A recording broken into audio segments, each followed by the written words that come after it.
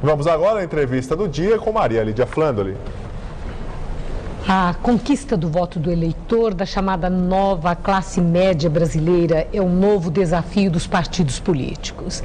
E quem vai nos falar sobre a disputa pela chamada classe C é o cientista político Brasílio Salum Júnior, professor de Sociologia da Universidade de São Paulo. Obrigada, professor, por estar aqui. Professor, depois da declaração do ministro Gilberto Carvalho no Fórum Social, que existe um contingente grande, que são esses emergentes da nova classe média, como estão sendo chamados, que estariam à mercê de discurso conservador de pastores evangélicos da televisão. No seu entender, esse segmento que saiu da pobreza e que tem agora poder aquisitivo, precisa de um novo discurso político? Isso é desafio para partidos e para o próprio governo, como sugeriu Gilberto Carvalho? Olha, Maria Lídia, eu acho que a gente conhece muito pouco o que pensa exatamente essa chamada nova classe média. Nós sempre tivemos no Brasil camadas sociais que preocupadas e querendo ascender na vida. Isso é normal. A vantagem que nós temos hoje é que isso se estendeu para camadas mais baixas da sociedade. Então você tem muita gente, né, nessa perspectiva do trabalho autônomo, de arranjar maneiras, né, de crédito e maneiras de obter recursos para, enfim, ter uma vida melhor do ponto de vista de consumo e tal. Eu acho que é um pessoal muito integrado no mundo do mercado, do consumo, etc. Não sei se isso significa um novo contingente do ponto de vista político. Isso vai mudar muita coisa, né? Claro que os argumentos, né, para esse tipo de reflexão é que as pessoas agora, elas estão já seduzidas pelo consumo, o sistema capitalista que possibilita o ter, que são pessoas que antes nada tinham a perder, porque estavam na pobreza, mas que hoje já têm a perder. Como o senhor falou, são pessoas que estão investindo em si próprias, estão estudando à noite, estão querendo um negócio próprio, e que essas pessoas estariam mais conservadoras, mais preocupadas. Aquele, vamos dizer, bordão, eleja um brasileiro igualzinho a você, que ajudou muito na eleição do presidente Lula, estaria perdendo validade agora com esse contingente tão grande de eleitores. Faz sentido essa reflexão?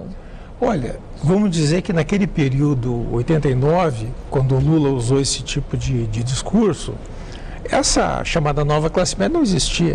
Depois da estabilização, plano real, etc., aumentou muito, vamos dizer assim, a massa de gente que está nessa perspectiva de ascensão.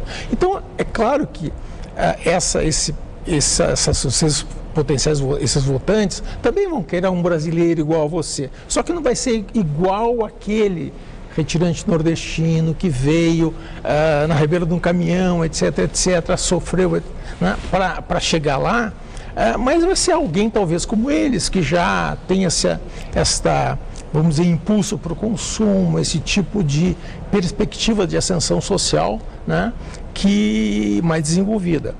Agora, eu não acredito que isso tenha tornado as pessoas mais conservadoras. Não acredito. É difícil você dizer, olha, exatamente essa camada da população ficou mais conservadora que a outra. Isso nós teríamos que fazer pesquisa para isso, e eu acho que não existe pesquisa para isso.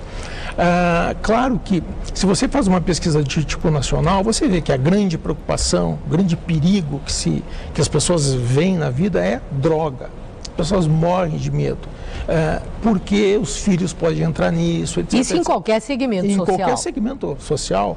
A corrupção também é algo que preocupa as pessoas. Então, mesmo, digamos, nas camadas mais pobres, essa é uma preocupação séria. Quer dizer, é segurança? Muito, segurança.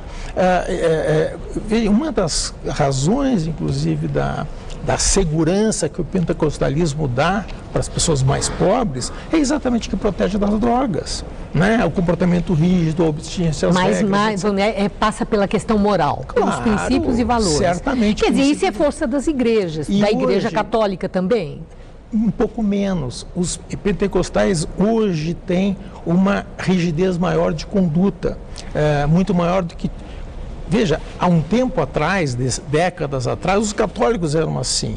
Hoje são pentecostais, os protestantes um pouquinho menos, os católicos menos ainda.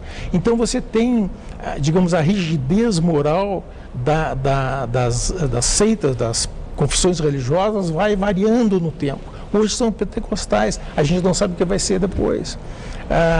Os muçulmanos, por exemplo, não aqui do Brasil, que não tem quase, mas são extremamente rígidos do ponto de vista moral, né? Então, isto... O discurso político vai ter que passar também por esse aspecto. Bem, então, aí tem, eu acho que... Daí, por exemplo, que aquela intervenção que houve ali em relação à Cracolândia, teve um efeito, do ponto de vista político, bom. Porque 80% das pessoas acharam bom. Por que acham bom?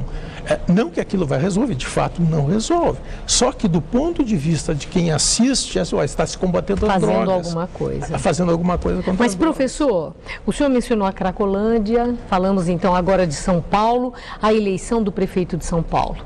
A nossa reportagem há pouco mostrou que existe uma grande preocupação no PSDB em relação à suspensão ou não dessas prévias para a escolha dos candidatos. Aparece o nome de Serra. No seu entender, José Serra, se candidato, deve também se submeter às prévias ou, se houver desistência e apoio ao nome dele, de, vamos dizer, alguns dos candidatos, ele não precisaria e ficaria o candidato? Isso é desrespeito para a militância? Olha, veja, o que aconteceu nesse caso, o Gil Serra não queria participar da corrida da prefeitura, queria virar presidente, né?